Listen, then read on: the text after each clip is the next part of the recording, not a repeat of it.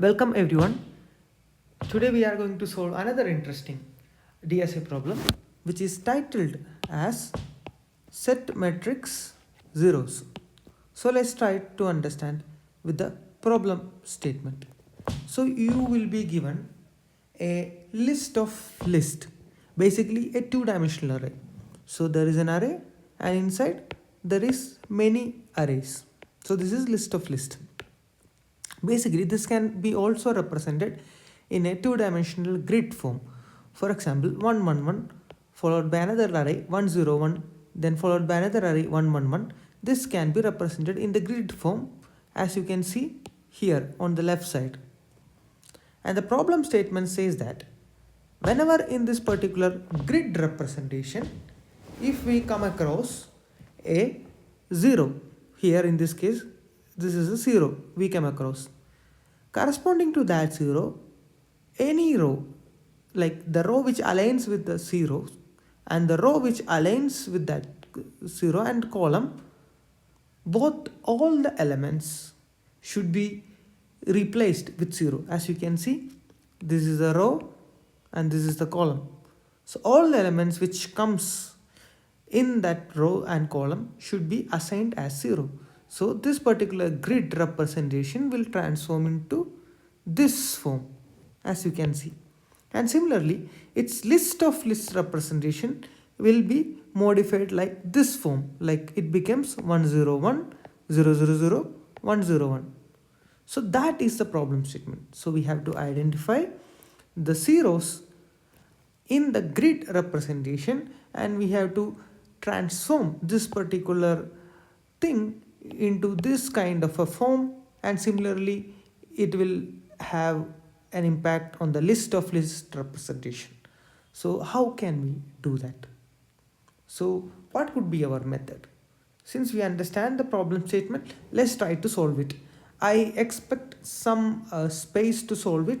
So instead of using this much space, I'm going to start from the next page. So that will give you much more space to continue the problem and solve it a bit efficiently. So the main idea, let me write the main idea actually. Main idea is to identify the row. I'm going to represent the row by R and the column C where 0 happens. We have to somehow get access to this particular information. Then using this information, like transform the matrix. So this is what we need to use. For that, we can use the ideas of set data structure. Set data structure can be used to store the R and C. And using this R and C, then later we can modify this particular matrix. So this is how we are going to solve. So let's dive into the coding part. So let's start with the class definition, class solution, and what could be the method. If you understood the problem, you can write the method by yourself. Let me give the name as set0 and the arguments would be a list of list, which is named here given as matrix, which would be list, which inside there is list which made up of integers. And what you are supposed to return, you are not supposed to return anything. You just need to modify or manipulate the matrix and leave it as it is. So nothing to be returned, so it is none. Now after this, let's get access to some of the informations. So this is very much important, like length of the rows, number of rows and number of columns that we need. So for that, rows is nothing but length of the matrix and the columns is nothing but length of matrix 0. So this will give the number of rows and number of columns. And after that, what we are supposed to do is that we need to formulate set data structure. Let's to store the R and C corresponding to the 0 occurs. So let's give some name, 0 rows and 0 column. Okay, this much we have done. Now let's gather the information of R and C where the 0 happens. For that we need to iterate. For R in range of number of rows, that is rows. For C in range of number of columns, that is columns. If matrix R Z at this coordinate, if it's equal to 0, then we need to like store this particular information of R and C.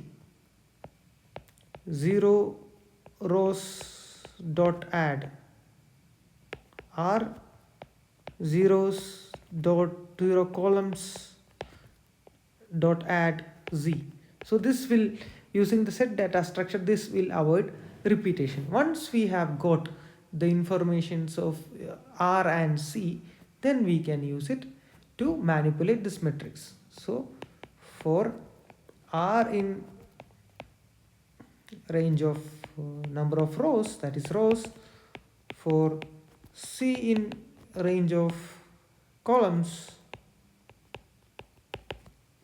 if we have seen a 0 occurring in that row or in the column, that's important. If R in 0 rows or C in 0 columns, if we have seen something like this, that means we need to modify or manipulate that particular coordinate or location. Matrix R Z should be given as 0. Then this is enough. This will modify the matrix itself. This will transform the way we want it. So this is a solution. So what is the time complexity? So as you can see that there is a back-to-back iteration for the rows and the columns. If the number of rows, suppose let's use some other numbers. If number of rows is suppose was m, and if the number of columns is n. So there's a back-to-back for loops. One is m times, another is n times. So in that light, the time complexity would be order of m times n. Since we are using set data structure to store the number of zeros that could occur in like there is a chance that all the rows can have zeros, there is a chance that all the columns can also have 0. In that worst case also, the space complexity would go up to the order of m plus n. So this is a space complexity and the time complexity as well. So I hope you understood the problem statement and how we have handled this using set data structure. So thank you for listening.